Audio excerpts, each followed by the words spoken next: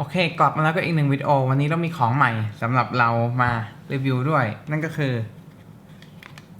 DJI Osmo Pocket เย้สำหรับคนที่ไม่รู้ว่านี่คืออะไรนี่ก็คือกล้องที่มีกิมบอลในตัวที่ขนาดเล็กมากๆเหมาะกับการพกพาไปไหนก็ได้น่าจะเกือบคู่แข่งโดยตรงของ GoPro อะไรก็ได้ผลิตโดย DJI หรือว่าบริษัทที่ทำโดรนที่ดังๆนี่เองข้อดีของมันก็คือเป็นกิมบอลจริงๆเลยที่มีการ stabilize อย่างที่ไม่ใช่อิเล็กทรอนิกส์เป็น mechanical stabilization เลยทางกลไกทั้งนั้นเลยมาดูรูปร่างของมันกันสักนิดดีกว่าว่าในกล่องมันจะให้อะไรมาบ้างอย่างแรกเลยก็คือแน่นอนกล้องแล้วก็เคสแล้วก็สายคล้องมือคล้องกับเคสไม่ได้คล้องกับกล้องซึ่งเคสตกไปก็ไม่มีอะไรอะแต่กล้องตกนี่สิปัญหาอะแดปเตอร์สำหรับหัว USB-C และ Lightning สำหรับอุปกรณ์ iOS มีจอด้วยทีนี้เราได้ใช้ DJI Osmo Pocket มาสักพักนึงแล้วเราก็เลยอยากแชร์ประสบการณ์ของเราว่าเฮ้ยกล้องนี้เป็นยังไงมันเหมาะสำหรับใครควรซื้อดีไหมทีนี้สเปคก็คงไม่ต้องพูดมากกันนะหาเอาใน Google หรือว่าไปดูในเว็บของ DJI แป๊บเดียวก็น่าจะเจอแล้วมาพูดที่สำคัญดีกว่าก็คือ ขออนุญาตอ่านจะได้เป๊ะๆ CMOS sensor 12 megapixel และเลนส์เป็น full frame equivalent นะ26 มิลลิเมตร f2 field of view 80 องศา ISO ของกล้องต่ำสุด100สูงสุด 3,200 ถ่าย 4K ได้ที่ 60 50 30 25 24 fps Full HD ก็เหมือนกันแต่ว่ามากสุดจะได้120 fps แบตชาร์จเต็มครั้งหนึ่งอยู่ได้ประมาณ140 นาที โดยที่ DJI บอกว่าถ้าถ่าย1080 30 fps นะใช้เวลา90 นาทีในการชาร์จให้เต็มทีหนึ่งโอเคคร่าวๆก็ประมาณนั้นแหละมาดูข้อดีข้อเสียของ DJI Osmo Pocket ดีกว่าที่ชอบอย่างแรกเลยก็คือ Start up เร็วมากเรากดปุ่มเปิดตรงนี้ปุ๊บแป๊บหนึ่งภายในประมาณ5 วิมันก็พร้อมถ่ายเลยเร็วดีเหมาะสำหรับการพกไปทุกที่มากเลยเพราะว่ามันใช้งานเปิดเครื่องใช้งานได้เร็วแล้วก็มันเล็กพกพาสะดวกแล้วก็ยังมีจออีกด้วยกิมบอลบางอันสมมุติถ้าเราไปใช้กล้องใหญ่ๆหรือว่ากล้อง GoPro ที่มีกิมบอลอะไรเงี้ยสมมุติอันนี้เป็น GoPro นะมันจะอยู่ข้างหลังแล้วก็จอมก็จะโดนบังโดยมอเตอร์แล้วว่าอันเนี้ยมีกล้องแยกออกมาข้างล่างให้เลยก็สะดวกดีจะได้เฟรมตัวเองหรือว่าเฟรมสิ่งที่เรากำลังถ่ายถูกที่ชอบอย่างที่2ก็คือมันไม่ restrict region นะว่าแบบเฮ้ยเราถ่ายPAL เท่านั้นหรือว่าถ่าย NTSC เท่านั้นจะใช้ได้แค่25 เฟรม50 เฟรมต่อวิหรือว่า30 กับ 60 เฟรมต่อวิอันนี้คือครั้งเดียวก็เลื่อนเมนูปรับได้เลยว่าเราจะถ่ายกี่เฟรมต่อวิที่ชอบอย่างต่อมาคือมัน track หน้าคนได้ค่อนข้างดีโดยเฉพาะในเวลาเซลฟี่โหมดมันจะ auto face tracking ให้เลยแต่ว่ามีข้อจำกัดก็คือใน 4K 60 fps นี่มันจะไม่ track ให้อัตโนมัติต่อมาก็คือมีโปรไฟล์สี CND ด้วยซึ่งค่อนข้างมีประโยชน์เพราะว่ากล้องอื่นๆก็มีโปรไฟล์ CND เหมือนกันซึ่งจะเป็นสีที่มันค่อนข้างแบบไม่ค่อยสดเอาไปแต่งสีต่อเองได้อันนี้ก็สะดวกดีเวลาเอาไปแมทช์กับฟุตเทจจากกล้องอื่นต่อมามีการเลือกโหมดของการแพนการ follow ที่สะดวกดีโดยแค่เลือกจากกล้องโดยตรงได้เลยไม่ต้องเข้าแอปจะเลือกว่า track อย่างเร็วหรือว่า track ช้าๆเดี๋ยวเอาให้ดูอันนี้คือ track แบบเร็วอยู่แล้วหันกล้องเร็วกล้องก็จะหันเร็วแล้วก็อันนี้มีเรียกว่า slow follow เห็นไหมมันจะตามแบบดีเลย์หน่อยหันมาเลยแล้วก็มีที่เรียกว่า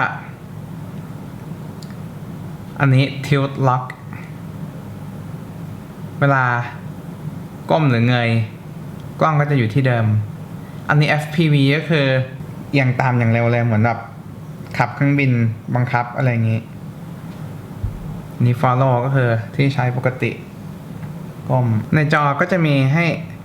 เป็นแบบบังคับก้มเงยกล้องได้ด้วยนะนี่อาจจะมองไม่เห็นนี่แล้วก็ถ้าเกิดเราอยากจะรีเซนเตอร์เมื่อไหร่ก็กดปุ่มนี้2 ครั้งมันก็จะกลับมาตรงให้เราลืมบอกไปอีกอย่างหนึ่งว่ากล้องนี้มันจะรู้ว่าเราอยากจะถ่ายแนวตั้งหรือแนวนอนด้วยเช่นสำหรับเวลาเราอยากจะเอาไปลงใน Instagram Story เราก็จะถ่ายโหมด Portrait ได้ไม่ได้ติดอยู่กับ Landscape เท่านั้น แล้วก็แน่นอนข้อดีอีกอันสุดท้ายก็คือ footage มันนิ่งแต่ก็เหมือนกิมบอลส่วนใหญ่อะแน่นอนที่มันการสั่นแนวนี้แล้วก็การสั่นแกนนี้ถ้าเราถือถ่ายไปโดยที่เราวิ่งกับตัวกระเพื่อมขึ้นลงมากอะแน่นอนมันก็ยังมีโอกาสที่จะ footage สั่นอยู่แต่ก็มันก็ช่วยเราไปเยอะในการล็อกซ้ายขวาเอียงอะไรอย่างงี้ให้ 4K 60 slow follow อันนึงนะนี่เดินนี่วิ่ง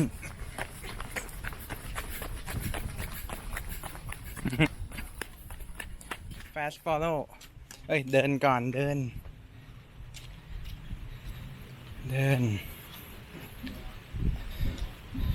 วิ่ง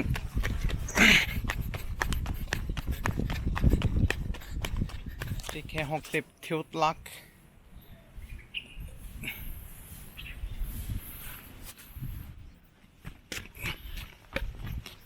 เดินนี่เดินวิ่งมาเข้ามาที่ข้อเสียกันบ้างดีกว่า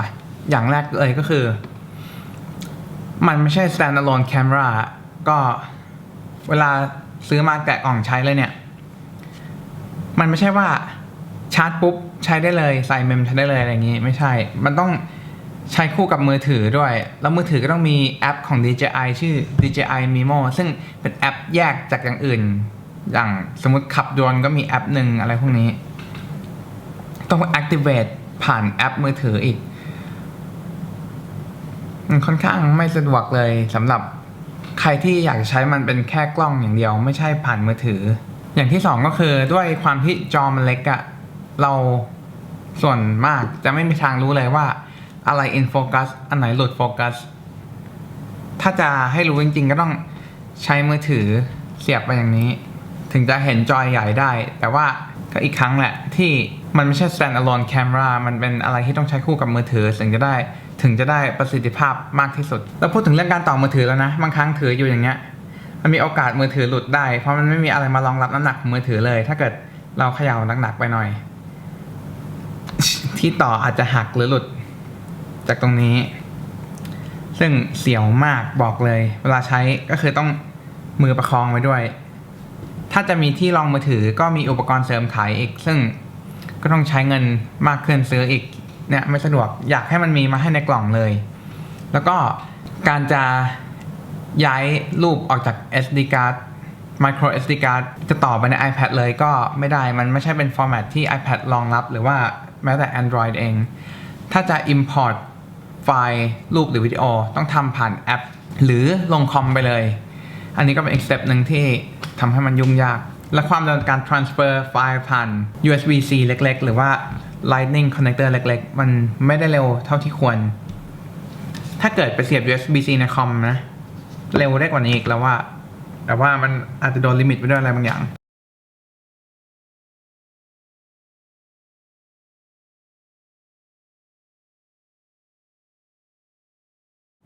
ข้อเสียอย่างโหมด slow motion เวลาใช้โดน crop ลงมา field of view จะแคบลงเวลาอยากถ่ายอะไรให้มันเป็น field of view เดิมก็ต้องถอยออกมาเพื่อที่จะให้ได้ coverage เท่าเดิมซึ่งอันนี้ก็เสียเวลานิดหน่อยแต่ก็สำหรับบางคนอาจจะไม่ใช่เรื่องใหญ่มากแต่เราชินกับ GH5 อันนี้ที่ไม่มีการ crop อีกอย่างก็คือใช้ไปใช้มาแป๊บหนึ่งทำให้เครื่องอุ่นเร็วมากๆแต่ก็ไม่ถึงกับ overheat นะแต่ว่าจับดูรู้สึกเลยว่าเครื่องมันร้อนเรายังไม่กล้าใช้นานเท่าไหร่เพราะว่าช่วงนี้เมืองไทยก็ ร้อนด้วยและด้วยความร้อนนั้นอาจจะทำให้เป็นสาเหตุที่ทำให้ข้อเสียต่อมามีได้ก็คือแบตเตอรี่ไลฟ์มันแป๊บเดียวแล้วก็ลดอย่างเห็นได้ชัดเลยแล้วถ่ายเดินเล่นถ่ายหมาถ่ายต้นไม้โน่นนี่แป๊บเดียวลดมาหลาย10%เหมือนกันแต่เราถ่าย 4K นะเดี๋ยวนี้เราไม่ถ่าย 1080 เท่าไหร่แล้วนอกจาก slow mo ข้อเสียต่อมาก็คือการจะปรับแต่งอะไรที่มัน advanced มากๆเนี่ยเช่น object tracking เวลาจะเลือกว่าให้ track อะไรถือนี้เปล่าๆทำไม่ได้ต้องใส่แอปมือถือต้องต่อกับแอปมือถือเนี่ยมันถึงจะมีหลายอย่างให้เลือกแล้วก็เป็นจอที่มองได้โอเคหน่อยจะได้รู้ว่าอะไรหลุดโฟกัส อะไรอยู่ in focus บ้างอะไรอย่างนี้นี่มี controller ด้วยบังคับจอยได้อะไรอย่างนี้อีกอย่างนะการ navigate เมนูอ่ะอันเนี้ยภาษาของเมนูของ DJI ยังไม่ค่อยโอเคเท่าไหร่ไม่ intuitive ใช้ค่อนข้างมันเข้าใจยากอะอย่างสมมติ GoPro นะมีปุ่มน้อยก็จริง3ปุ่มแต่ว่าคนรู้เลยว่าปุ่มไหนทำอะไรบ้างปุ่มหนึ่งเอาไว้เป็นตกลงปุ่มหนึ่งแปลว่าเลื่อนปุ่มหนึ่งเอาไว้กลับแค่นี้พออันนี้ touch control มันเลื่อนไปเลื่อนมาหลายทางมากเลยมันเลื่อนที่จอปึ๊บซ้ายมาก็เป็นอย่างหนึ่งขวามาก็เป็นอย่างหนึ่งขึ้นมาก็เป็นอย่างหนึ่งลงมาก็เป็นอย่างหนึ่งการ swipe เพื่อ go back อะไรเงี้ยมันไม่สม่ำเสมอในแต่ละที่สมมติขึ้นไปเลือกโหมดการถ่ายเลือกโหมด resolution ของวิดีโอเงี้ยจะ go back ก็เป็นอย่างหนึ่งละขึ้นไปปรับ follow mode ถ้าจะ go back ก็ต้องปาดไปอีกทางหนึ่งละมันทำให้ยุ่งยากไปหน่อยอยากให้เมนูมันใช้ง่ายกว่านี้อีกอย่างเด๋อมากเลยstrap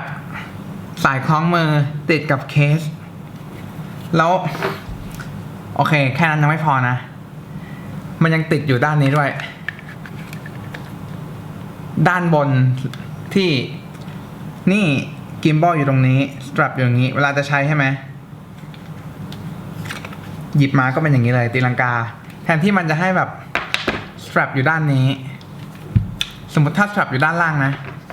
หยิบอันนี้มาเนี่ยปุ๊บก็คือพร้อมถ่ายเลยแต่อันนี้ strap มันอยู่ด้านนี้มันติดมืออย่างเงี้ยเอาออกมาปุ๊บกล้องยังตีลังกาอยู่ต้องนี่อีกถ้าจะให้ดีอะ strap ไม่ควรติดกับเคสเลยเพราะอย่างที่เราบอกไปแล้วเคสตกไปก็ไม่มีใครสนมันไม่พัง strap ควรติดกับกล้องมากกว่าอีกอย่างเป็นข้อดีและข้อเสียไมโครโฟนซึ่งมีอยู่2อันตรงนี้กับตรงข้างล่างเสียงดีมากเลยโอเคเลยสำหรับการพูด voice over narrating ภาคอะไรอย่างนี้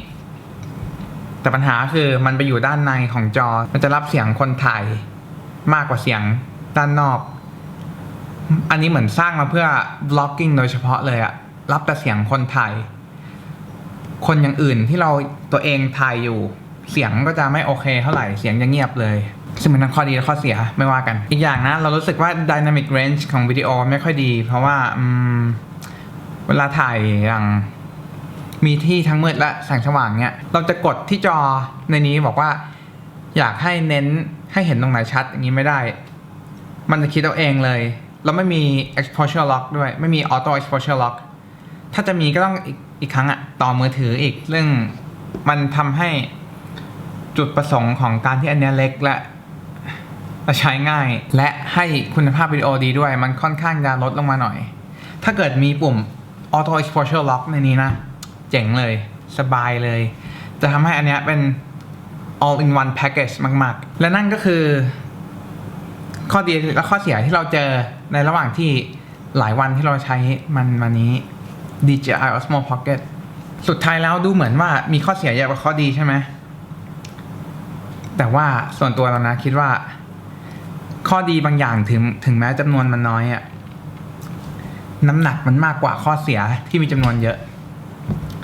สิ่งที่ใหญ่ที่สุดสำคัญที่สุดของเราในข้อดีเลยก็คือการที่มันเล็กและเราพกอยู่กับตัวได้ตลอดหลายคนอะบอกว่ากล้องที่ดีที่สุดคือกล้องที่คุณมีไว้กับตัวเองเรายอมที่จะมีกล้องเล็ก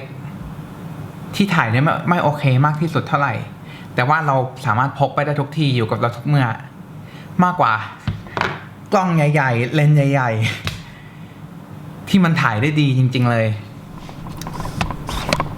แต่ว่ามันหนักจนเราไม่อยากจะใช้มันเหมาะกับใครใช่ไหมเหมาะกับคนที่เอาไว้ถ่ายชีวิตประจำวันน่ะถ่ายเพื่อนถ่ายลูกถ่ายสัตว์เลี้ยงอะไรเงี้ยก็ได้เพราะมันเอาจริงการที่มีวิดีโอที่ stabilize ที่นิ่งอ่ะมันเพิ่มคุณภาพให้วิดีโอมากๆเลยนะก็เหมาะกับการไปเที่ยวด้วยเพราะว่าสมมติไปเดินภูเขาไปเดินป่าชายหาดเงี้ยสบายถ้าจะลงน้ำก็มีอุปกรณ์เสริมที่ใส่เป็น housing กันน้ำขายอีกเป็น action cam ได้ไหมก็เอาจริงก็พอได้นะแต่ว่ามีที่เมาส์ติดตามตัวแต่ว่าหนักๆก็เสียวแบบมันเหวี่ยงมันกิมบอลพังเหมือนกันแล้วว่ากล้องเนี้ยสามารถเป็น everyday camera ได้เลยใครๆก็พกได้ หมื่นกว่าบาทที่สำคัญคือพกง่ายไปได้ทุกที่อ่ะที่นี้นะสมมติคนจะไปดูคอนเสิร์ตถ้าเขาตัดสินใจที่จะถ่ายวิดีโออ่ะก็ไม่ต้องมีไอ้นี่ละมือถือจอซีเนียมใหญ่มาบังคนทั้งหลังรู้สึกแย่หนึ่งถ้าเราเป็นตัวปัญหาคนอื่นใช่ไหมทีนี้ไปคอนเสิร์ตมีอันนี้เล็กๆนิดเดียวกระโดดภาพก็ยังนิ่งดูรู้เรื่องเสียงโอเคสำหรับวิดีโอนี้ก็คงจะเท่านี้ขอบคุณที่ดูวิดีโอนี้นะแล้วหวังว่า